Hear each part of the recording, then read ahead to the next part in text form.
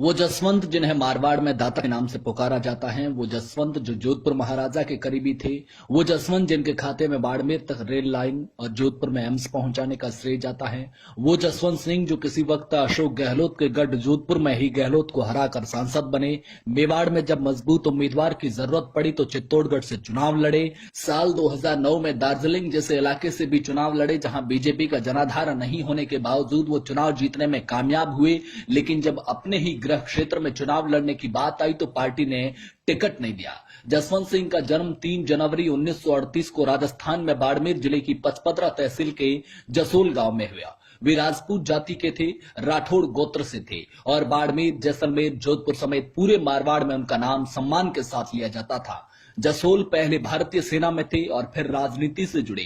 वाजपेयी सरकार में वे वित्त मंत्री, रक्षा मंत्री, विदेश मंत्री भी रह चुके हैं। साल 1998 से 2002 में वे वाजपेयी सरकार में विदेश मंत्री रहे। साल 2002 में यशवंत सिन्हा के बाद वित्त मंत्री बने और साल 2000 में जॉर्ज फर्नांडिस के बाद देश के रक्षा मंत्री बने। जसवंत सिंह की गिनती बीजेपी के बड़े नेताओं में होती थी, लेकिन वाजपेयी के साथ उनके बड़े बेहतर संबंध थे। वाजपेयी हमेशा उनके साथ खड़े नजर आए। वाजपेयी जब पहली बार 13 दिन की सरकार के समय शपथ लेने पहुंचे तो उनके चेहरे पर तनाव था, क्योंकि वे जसवंत सिंह को देश का वित्त मंत्री बनाना चाहते थे, जबकि संघ जसवंत सिंह को पसंद नहीं करता था। वो मुरली मनोहर जोशी को वित्त मंत्री बनाने के पक्ष में था। वाजपेयी भी अपनी बात पर अड़े रहे और आखिर इन दोनों से अलग यशवंत सिन्हा को देश का वित्त मंत्री बनाया गया। लेकिन ध्यान रखिए, यशवंत सिन्हा के इस्तीफे के बाद आखिरी 2 साल वित्त मंत्रालय का जिम्मा जसवंत सिंह के पास ही था।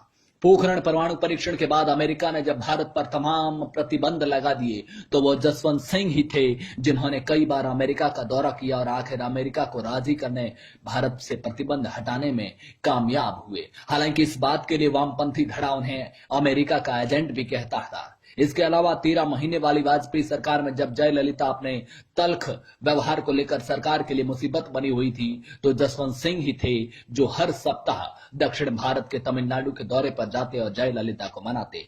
कंधार विमान हाईजैक के समय भी जब 3 आतंकवादियों की रिहाई और उसके बाद में विमान को सुरक्षित लाने का जिम्मा देना पड़ा तो उस वक्त आतंकवादियों को ले जाने वाले प्लेन में विदेश मंत्री के तौर पर खुद जसवंत सिंह थे।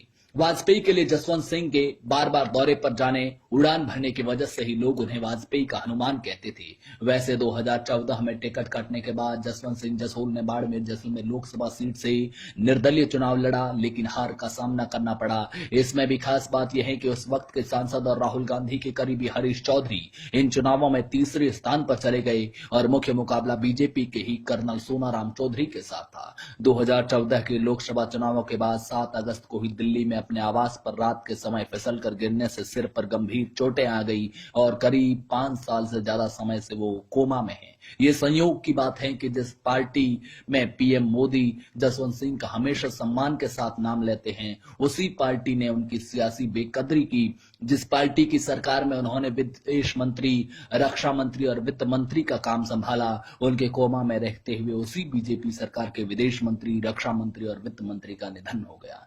दोस्तों, ये वीडियो पसंद आए हो तो लाइक कीजिए, अपने दोस्तों के साथ व्हाट्सएप और फेसबुक पर शेयर कीजिए। शुक्रिया।